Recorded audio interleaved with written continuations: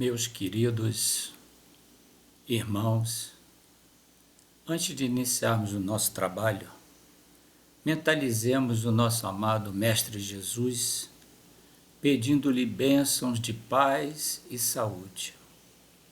Que esse magnânimo Senhor derrame suas excelsas vibrações sobre todos nós, muito pequeninos ainda diante da sua grandeza espiritual, porém com potenciais em grande escala para ser assimilados e exteriorizados diante do futuro espiritual que está descortinado diante de nós. Primeiramente, vamos canalizar nossas vibrações para as irmãs que já praticaram o aborto, dizendo-lhes que tenho a certeza de que Deus é extremamente amoroso e suas justas leis estão inseridas em nossa consciência, sede de um tribunal que nunca condena por toda a eternidade.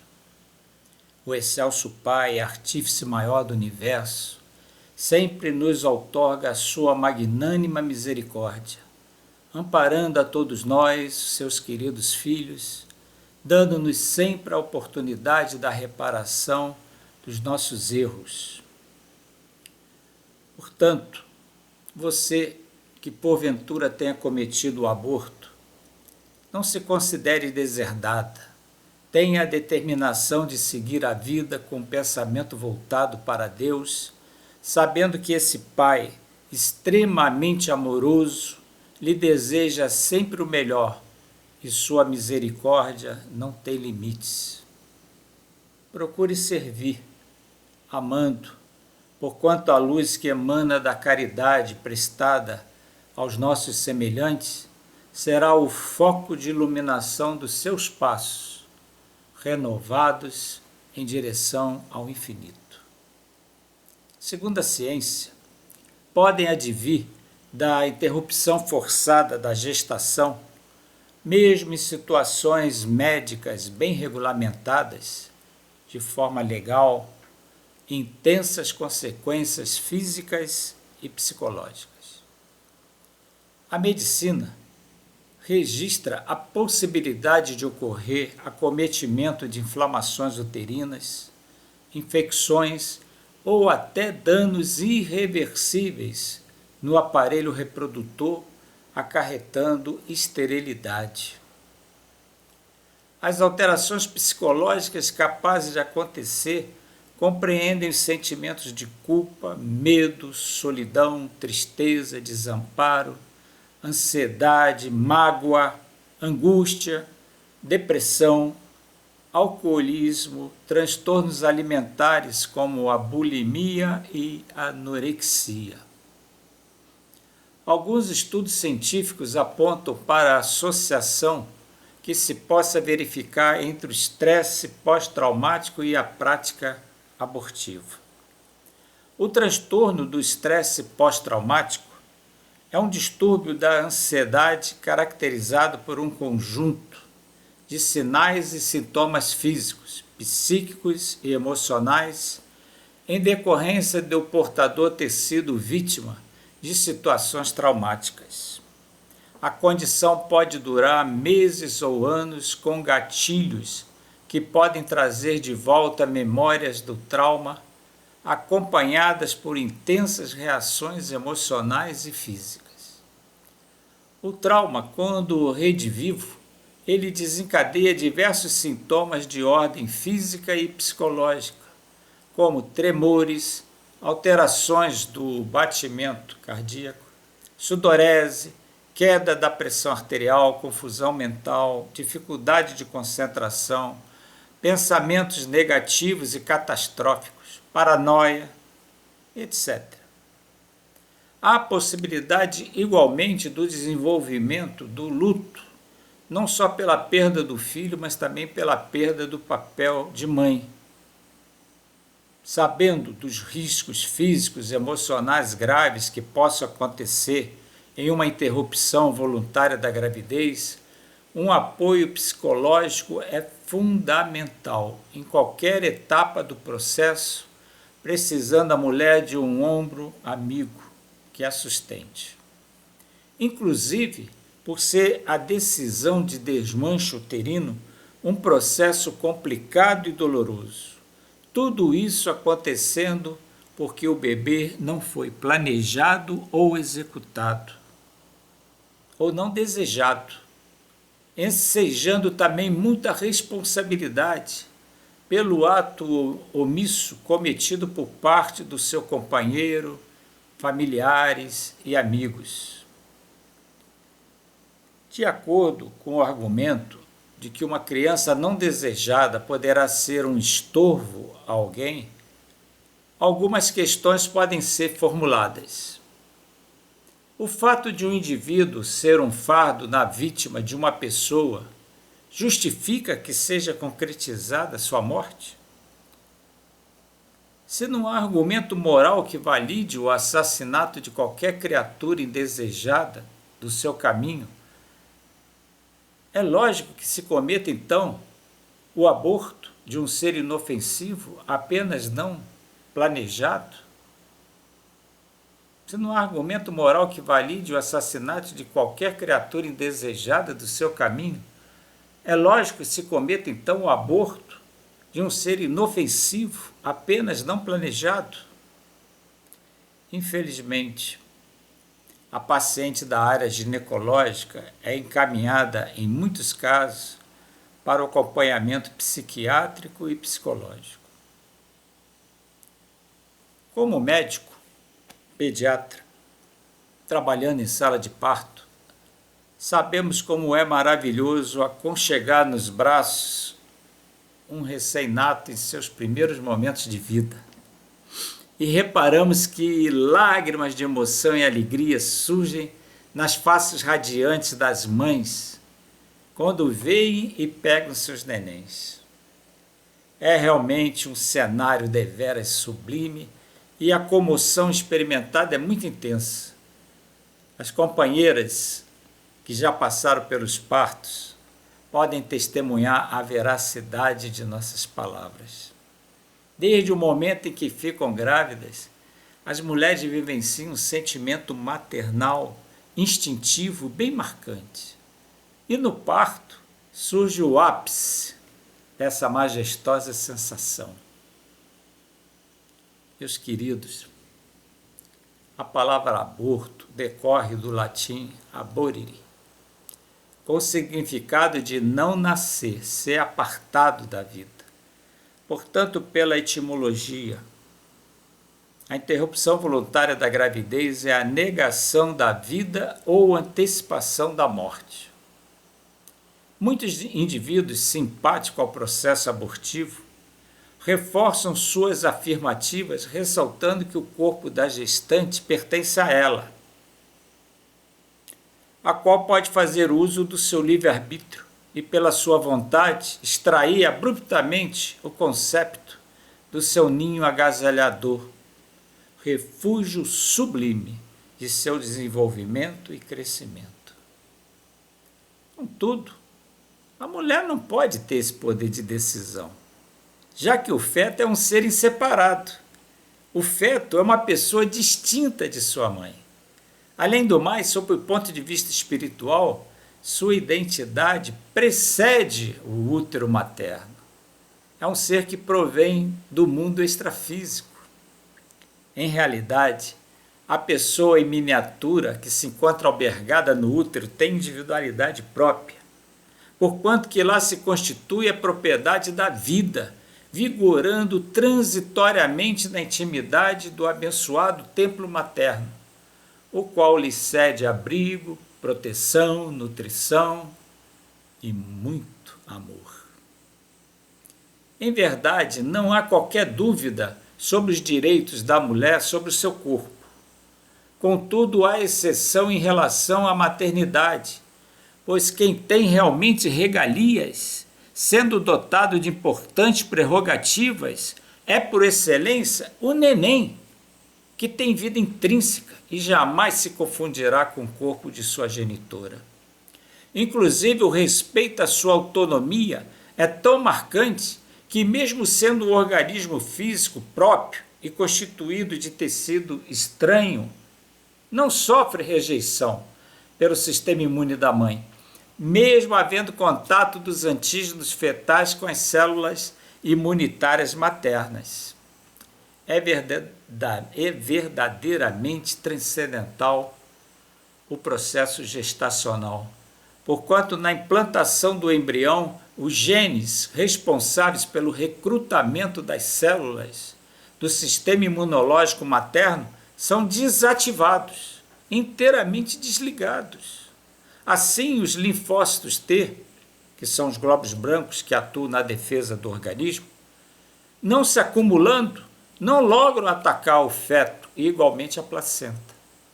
No período da gestação, o próprio mundo natural atesta a independência e integridade do ser vivo, que se encontra no santuário feminino, poupando-o de qualquer rejeição biológica, o que não acontece, por exemplo, nos casos de órgãos transplantados.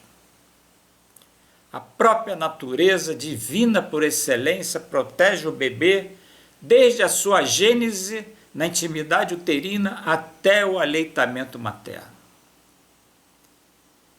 Queridos amigos, outra alegação descabida para a legalização do aborto diz respeito à proteção e aos direitos humanos das mulheres pobres que praticam o aborto de forma ilegal. Pela doutrina espírita, sabemos que todos os seres são dotados do livre-arbítrio, com a faculdade de escolher por si mesmo o caminho a palmilhar, sendo, porém, os responsáveis pelas consequências que poderão advir a partir de suas decisões. Ensinou Paulo: o que o homem semear, isso colherá. Como o neném é um ser dotado de vida e com um corpo próprio, a parte de sua mãe, igualmente é outorgado com os direitos humanos, reforçando para si a garantia das práticas éticas, não podendo ser de maneira alguma indicadoras de permissão legal para o infanticídio embrionário ou fetal. Assim, o direito de uma pessoa não pode ser o estopim que leva à morte de outra criatura, e ninguém pode ter o poder de assim proceder. Um indivíduo que se encontra abrigado no sublime cadinho materno durante o primeiro trimestre de gestação não tem valor moral para a sociedade? Ele não é considerado uma vida humana? O fato de se apresentar bem pequenino em miniatura o desqualifica como ser humano, podendo ser exterminado? Está faltando-lhe apenas o maior desenvolvimento e consequente crescimento dos seus órgãos para se tornar um bebê como qualquer um. A vida tem valor intrínseco ou não? Quando o ato sexual, sem proteção, conduz a uma gestação não desejada, de quem é a culpa? É do neném? A mulher é portadora de seus órgãos genitais. Contudo, o ovo fertilizado corresponde a outra pessoa. Não cabe ao ser em formação a responsabilidade do ocorrido. Deveriam os que ressaltam na discussão do aborto os direitos da mulher despender todos os esforços para que os instrutores em saúde e educação priorizem a informação de que o mesmo empenho empregado pela mulher no relacionamento sexual seja também dirigido para o conhecimento e o uso dos métodos contraceptivos. Se há meios de se evitar uma gravidez, não há necessidade de assassinar o encantador hóspede do abrigo materno. Um inocente, imolado, sem qualquer culpabilidade, sem sequer ter cometido alguma transgressão. É necessário e premente que as mulheres exerçam o direito de não engravidar, preocupando-se essencialmente com a prevenção de uma prenhez. Muito chocante que, em vez de focar-se no implemento da cultura, principalmente da educação sexual nos jovens, muitas instituições alardeiem a destruição, a violência no claustro sagrado uterino, com orientações desastrosas, pleiteando o aborto como um direito humano fundamental e com a garantia de acesso gratuito para todas as mulheres, até as meninas. Em verdade, a liberação da prática abortiva propiciará que uma desnaturada ética amalgamada com o poder sejam fatores de promoção de assassinatos em desprotegidos seres sem possibilidade de defesa ou fuga, confinados em uma abençoada e amorosa cela, onde a vida exuberante se revela na pujança do desabrochar do belo, constituído de duas sementes, masculina e feminina. As duas unidas em processo de fecunda exteriorização, fazendo surgir uma frondosa árvore humana, a qual não possa de maneira alguma sofrer o processo de abate. A desastrosa destruição de uma gigantesca obra de magnitude porte, essencialmente transcendental e enigmática e poética. Algumas gestantes recebem dos que são adeptos do aborto a informação de que o ser que está em seu claustro uterino é constituído apenas por um punhado de células. E não se trata de um ser humano. Um grupinho de células. É verdade. Acredito apenas que o ser em desenvolvimento seja meramente um grupinho de células. Se as mulheres tivessem acesso ao estudo da embriologia humana, constatariam a significância e a grandiosidade da gametogênese, ou seja, fertilização, união das células sexuais e desenvolvimento do embrião. Até estar completamente formado, o ser passa por diversas etapas: segmentação, blastulação, gastrulação, neurulação e organogênese, punhado de células. É triste.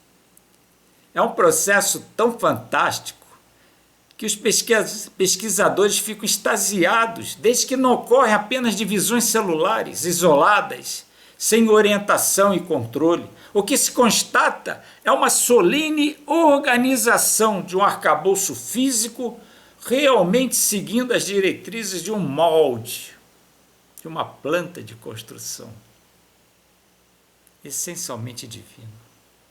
Uma planta de construção exemplar. Pois bem, no 6º dia da fecundação, o embrião na forma de blastocisto encontra-se no endométrio do útero, já iniciando a fase de implantação e a formação dos tecidos e órgãos. Através de um fenômeno essencialmente maravilhoso, uma única célula da formação é um pequenino indivíduo constituído de milhões de células. Portanto, o embrião é uma pessoa, um ser divinamente humano, apresentando-se como uma maravilhosa e enigmática miniatura do homem. É certo que por volta de 3 semanas após a fecundação, os principais órgãos do sistema nervoso, digestivo e circulatório já começam a ser formados e surgem os batimentos do coração, por volta de 3 semanas. Com 5 semanas, o bebê começa a desenvolver braços e pernas, apresentar contrações musculares. Já na 9ª semana após a fecundação, o embrião mede cerca de 2,5 centímetros. E já tem aparência humana e passa a ser denominado de feto. 9ª semana. Como o processo abortivo, legal, em muitos países é recomendado até 12 semanas de gestação, ou até em mais tempo, certamente muitos nenéns já bem formados serão exterminados, desmentindo que seja constituído apenas por um punhado de células e não se tratarem de seres humanos. Tentando autoconvencer-se de que o que está gerado dentro de si não é gente, apenas células, isso a faz sentir maior sentimento de culpa, porquanto tem que se anestesiar a partir de um argumento inteiramente falso para justificar uma atitude violenta, a qual sua consciência não está prontamente inclinada a aceitar.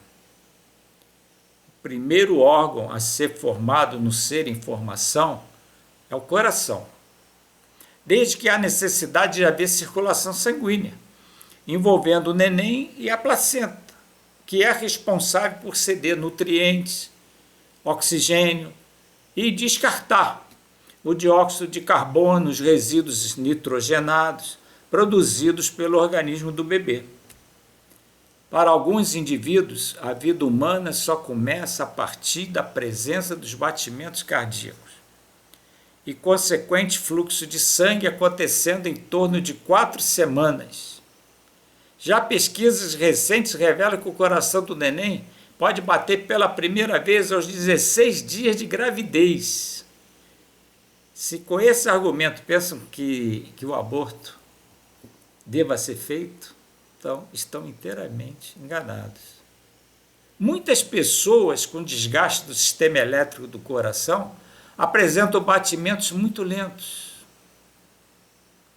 menos de 40 por minuto, ou até pausas, podendo ficar o órgão sem funcionar por alguns segundos. Eles então necessitam de um aparelho denominado de marca-passo, implantado cirurgicamente em seus corpos, enviando um estímulo elétrico ao coração e regularizando seus batimentos. Portanto, havendo a alegação de que antes da formação e funcionamento do coração no embrião não havia ainda vida, e o aborto poderia ser realizado, certamente os que pensam assim estabelecem um falso juízo, ignorando o valor proporcionado pela medicina à vida dos seres que apresentam comprometimento da função cardíaca. O mesmo critério em relação aos pacientes cardíacos deve ser utilizado para os embriões. O respeito à pessoa sempre precisa vigorar, sendo ela até um embrião ou um feto. A vida tem sempre valor intrínseco, independentemente do funcionamento de algum órgão. Inclusive, dentro da bolsa de água, com 12 semanas de vida, mexem-se sem parar e nadam. Movem os dedos, conseguem piscar, abrir a boca e até bocejar. 12 semanas de vida. Seus pequeninos dedos das mãos e dos pés começam a se formar assim como suas unhas. Tem o tamanho aproximado de um limão e o desenvolvimento essencial já está completo, apresentando-se como um bebê em miniatura.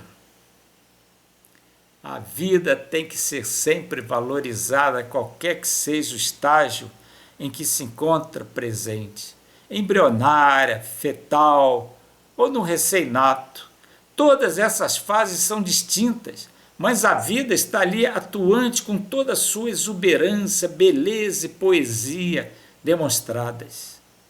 O recém-nascido, por exemplo, tem a mesma dignidade de um adulto, apesar de não falar, não andar e ser inteiramente dependente de outro ser humano. Todos os períodos da existência devem ser igualmente valorizados, inclusive a formação do ovo, o zigoto, do embrião, do feto. O abortamento de um ser em formação no ventre materno tem a mesma execrável importância do assassinato de alguém que já nasceu. A semelhança se encontra no objetivo, que é tirar a vida de alguém. Para alguns indivíduos, a vida só começa a partir da constatação da atividade cerebral. E segundo esse conceito, enquanto a mesma não ocorre, pode ser realizada a interrupção voluntária da gravidez, matando o neném. A vida humana só começa a partir da constatação da atividade cerebral? A execução, então, do aborto, baseado nesse argumento de que não há valor da vida, no bebê em formação, pelo fato de não sentir sensações e sentimentos de forma consciente, não justifica desde que o neném é senciente em potencial.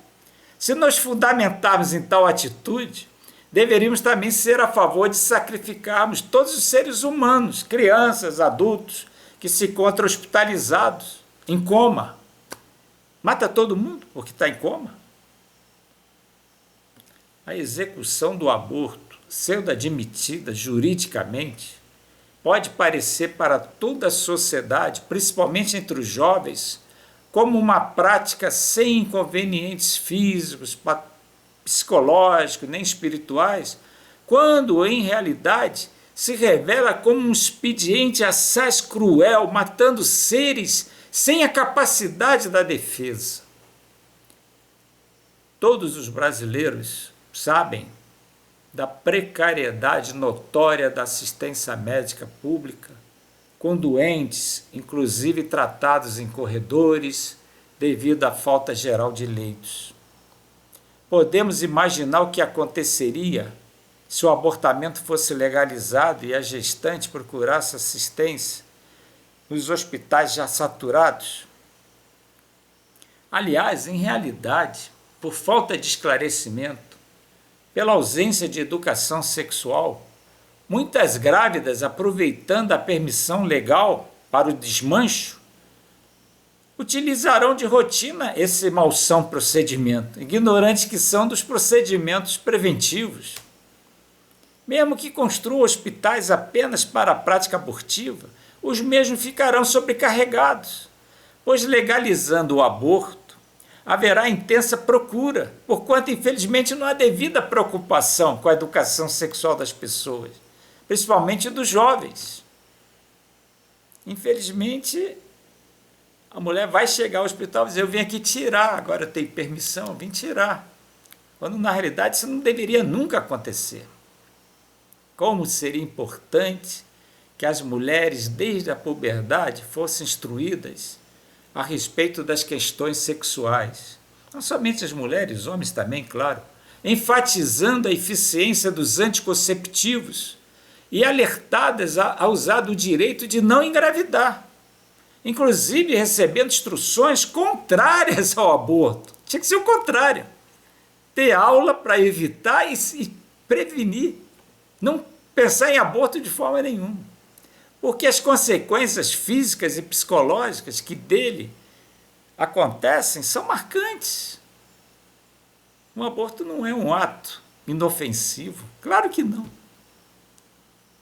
Então, ao contrário da execução do ato abortivo, deveria a sociedade proteger as mulheres pobres, principalmente as pobres, dando-lhes acesso às instruções cabíveis de saúde e educação, desde que os métodos anticoncepcionais são eficazes na prevenção de uma prenhez. Assim fazendo, elas não precisarão assassinar o bebê alojado no abrigo uterino. O que se deveria providenciar com urgência é o esclarecimento, a orientação devida à mulher que deseja ser submetida à interrupção voluntária da gravidez, alertá-la quanto às consequências físicas e psicológicas de grande intensidade que lhe poderão acarretar danos de grande significação. A interrupção voluntária da gravidez corresponde a um procedimento covarde, massacrando pessoas inocentes que se preparam para a vida e não para a morte, e que deveriam estar protegidas no claustro materno, cercadas de amor e afeição. Há necessidade de premente evolução espiritual para essa humanidade assaz ignorante, precisando de esclarecimento ético-moral, procurando entender que a movimentação em favor da liberação do aborto, sob a alegação de que já existe o clandestino, corresponde na regularização de um crime com o fim de tentar extirpar o outro. Sabendo que a intervenção abortiva, mesmo realizada em modernos centros médicos, em boas condições hospitalares, pode acarretar problemas sérios de ordem física e psicológica, como já anteriormente dissemos. Existe muita controvérsia na estimativa do número de abortos clandestinos no Brasil. Alguns chegando até a divulgar cerca de 1 milhão por ano. Certamente devido ao fato de serem realizados ocultamente, em ambientes sem o controle das autoridades, os dados em verdade não podem ser coletados satisfatoriamente. 1 milhão? Como é que eles sabem? As pessoas favoráveis à interrupção voluntária da gravidez utilizam números bem altos de procedimentos ilegais para pleitearem a legalização do aborto. Contudo, mesmo com a superestimação ou não das estatísticas, não há argumento capaz de abonar a legitimidade de um ato que consiste no assassinato de seres indefesos. Seres indefesos. Assassinato de seres indefesos. Essencial até mesmo a informação de que, por ser indesejável a gravidez, há a possibilidade de o recém-nato ser entregue à doação. Porquanto muitas mulheres inférteis desejam ardentemente e dotadas de muito amor hospedar em seu coração um estimado e bem-vindo, entre aspas, forasteiro, como está lá no Evangelho segundo Mateus, capítulo 25, versículo 35. Forasteiro. Receber em casa um forasteiro, um lindo forasteiro. Algumas pessoas, vivenciando forte atração pelo método abortivo, dizem que o aborto é um avanço. Imagina, avanço. Desde que sendo realizado, impede o sofrimento futuro de muitos seres humanos não desejados que serão abandonados. Triste. Ideia completamente materialista. Acreditando ser melhor matar o bebê dentro de sua mãe do que deixá-lo vir ao mundo, evitando que passe por situações de possível desamparo e consequente doação. Incrível. Que acredito ser melhor prevenir assassinando o ser do que ter que remediar depois em amparo e adoções. Alguns comentários pró-aborto verdadeiramente nos surpreendem, pelo seu conteúdo seguramente patológico e desumano. Aliás, não nos espantemos, pois que infelizmente o nosso planeta, segundo a doutrina espírita, é ainda inferior, não esclarecido, denominado de mundo de provas e expiações, apresentando-se como um local onde predominam a desgraça, a desventura, estimuladas por muitas criaturas destituídas de compaixão e discernimento. Afinal, o mal ainda prepondera em nosso orbe. Contudo, é questão de tempo para acontecer a mudança benquista, passando a Terra para a fase de regeneração. Allan Kardec pergunta a espiritualidade superior: constitui crime a provocação do aborto em qualquer período da gestação? A resposta pronta e objetiva: há crime sempre que transgredis a lei de Deus. Uma mãe ou quem quer que seja cometerá crime sempre que tirar a vida a uma criança antes do seu nascimento, pois por isso que impede uma alma de passar pelas provas a que serviria de instrumento o corpo que se estava formando. Questão do Livro dos Espíritos 358. Crime, assassinato. Para a doutrina espírita, a vida é um dom sagrado. Em não existindo o acaso, há uma razão para que do zigoto, constituído de apenas uma célula, união do espermatozoide com o óvulo, surja a vida embrionária e fetal.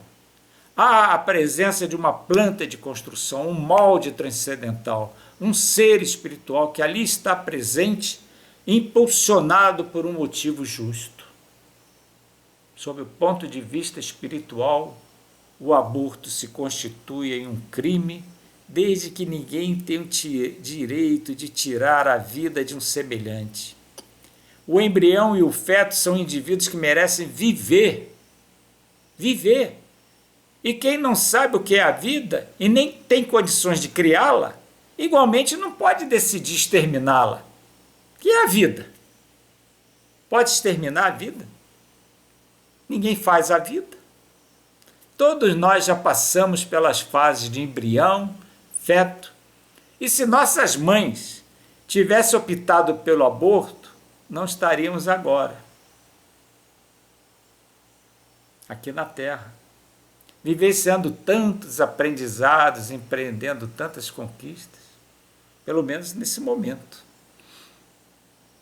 É importante frisar, entrando na área bem científica, que pesquisas da psicologia revelam com exuberância que o ser, ainda no santuário materno, mantém intenso contato com o meio exterior, colhendo impressões externas e patenteando reação. Dentro da mãezinha, ele está sabendo tudo que está acontecendo aqui fora. Em alguns países foram fundadas universidades pré-natais, nas quais são utilizadas sofisticadas tecnologias, demonstrando que o feto é um hóspede ativo, que dirige o andamento da gravidez, dotado da capacidade da percepção.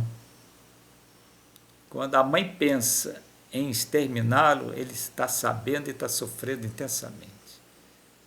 Pena que as pessoas não sabem disso, né? Infelizmente, é a ignorância. Ignoram. Outros setores científicos também evidenciam que o bebê na intimidade uterina não é um ser passivo, através da técnica da hipnose regressiva a vivências passadas. Lembranças vivenciadas no útero vêm à tona, algumas carregadas de intenso conteúdo emocional. Lembramos agora, vamos exemplificar, de um fato contado por um psicólogo amigo, relatando que uma cliente, na fase regressiva, vivenciando ser um bebê intraútero, tenha passado por uma experiência dolorosa, captando o sofrimento sentido por sua mãe com a morte do pai dela, do pai da gestante. Após a consulta, dirigiu-se à casa de sua genitora, narrando a lembrança que teve lá na regressão. E a mãe ficou muito emocionada, pois realmente o fato ocorreu perdendo seu pai quando estava em plena gestação da pessoa em tela. Ela, já adulta, lembrou que quando estava no útero materno, passou por momentos de muito sofrimento, porque a mãe estava vivenciando o luto, a morte do pai, que seria o avô futuro dela. Ao mesmo tempo, odiernamente, o feto já é agraciado com atendimento em plena intimidade uterina, em uma área da ciência muito nova, medicina fetal. Meus queridos irmãos, já existe medicina fetal. Enquanto uns estão pensando em matar o bebê intraútero, outros estão querendo salvá-lo. Medicina fetal. Graças a vários recursos modernos, pode-se operar o feto com seu organismo já basicamente formado diretamente no útero. Sim, impressionante. Já existe atendimento cirúrgico para o bebê intraútero. É um ser humano como qualquer um e merece receber o favorecimento da medicina. Salvá-lo, nunca matá-lo. Triste. Estamos vivendo nessa fase da humanidade, nesse período que ainda se pensa em matar um neném intraútero. Um exemplo de atuação da medicina fetal é a desobstrução da uretra. Desobstrução da uretra no bebê dentro do cadinho materno, que é uma intervenção valiosa e oportuna para evitar insuficiência renal grave e a perda até do rim afetado. Faz-se cirurgia antes do nascimento para se evitar que o neném perca um rim e o aborto perde-se tudo. Triste, né? Antigamente, sem o advento da medicina fetal, só restava ao ser, após o nascimento, a oportunidade de ser realizado um transplante renal. Vê a preocupação da medicina com o nenenzinho, com o bebezinho, com o fetinho? Outro caso é a retirada ou transfusão de sangue do feto. Em pleno útero, fazer exame laboratorial do neném dentro do útero se faz, sim, através de uma técnica que permite alcançar o cordão umbilical com uma agulha, guiada pela imagem precisa da ultrassonografia. As cirurgias a céu aberto estão no momento indicadas no feto para casos especiais, como por exemplo a correção do enfraquecimento do diafragma do feto, que é a hérnia diafragmática, a qual é um defeito ou buraco no músculo estriado que permite que o conteúdo abdominal chegue à cavidade torácica. Então já se pode operar o neném dentro da barriga da mãe, consertando a anomalia. Meus queridos companheiros, sejam vocês materialistas, espiritualistas, sejam espíritas, a interrupção voluntária da gravidez é crime impiedoso, amparado pela falta do saber humano, da ignorância, desconhecendo não somente os trabalhos científicos odiernos, como igualmente a realidade espiritual que nos cerca, já que mesmo antes da concepção está presente o princípio individual extrafísico, organizador da forma e artífice da vida. É significativo destacar a oportunidade da presença de um processo obsessivo. Isso é importante. Enquadrando os espíritos da mãe e do filho abortado, desde que estavam ligados vibratoriamente em processo simbiótico, mesmo antes até da gestação. Já havia a ligação espírito e mãe, filho e mãe. É importante frisar que, golpeados pelo aborto, os bebês no útero passam por momentos de terror, extrema agonia e pânico, tudo isso já comprovado em imagens de ultrassonografia, verificadas no ato de expulsamento do concepto, conforme relato do Dr. Bernard Knudson, no vídeo O Grito Silencioso. Dr. Knudson, que foi diretor da maior clínica de aborto de Nova York, foi responsável por 75 mil intervenções abortistas. 75 mil. 5 mil das quais feitas diretamente por ele. Entretanto, anos depois, com o surgimento da ultrassonografia, olha o progresso chegando, observando o assassinato de um feto de 12 semanas, modificou suas convicções, nunca mais sendo aborteiro, reconhecendo o ser intraútero como humano e merecedor da vida. O espírito, afastado abruptamente do seu corpo físico, vivenciando sentimentos de decepção pela traição, pela quebra de confiança no esperado acolhimento materno, dependendo do seu estado evolutivo, pode se rebelar e ansiar por vingança, imantando-se patologicamente com aquela que o renegou, o que pode contribuir, pode até ser a causa, a gente nem pode saber disso, né?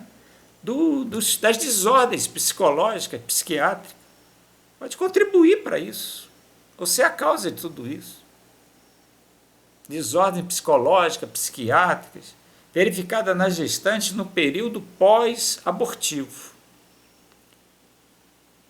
Portanto, meus irmãos, nós vamos encerrar essa primeira parte desse trabalho, esperando que o segundo vídeo aconteça, apareça logo o mais rápido possível.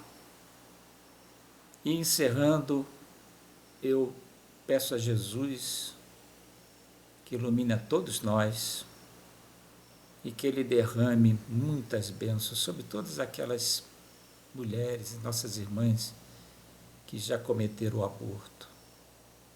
Para a doutrina espírita não existe condenação eterna. Há sempre uma oportunidade de reparação. até mesmo adotando crianças que são largadas pelo caminho. Portanto, Jesus abençoa, ilumina, guarda todas essas mãezinhas, dando a elas a oportunidade de terem novas chances de gestação, que não seja agora, mas seja em próximas encarnações. Que o teu amor vigore cada vez mais nessa humanidade afastada de ti, Senhor. Muita luz para todos nós. Assim seja.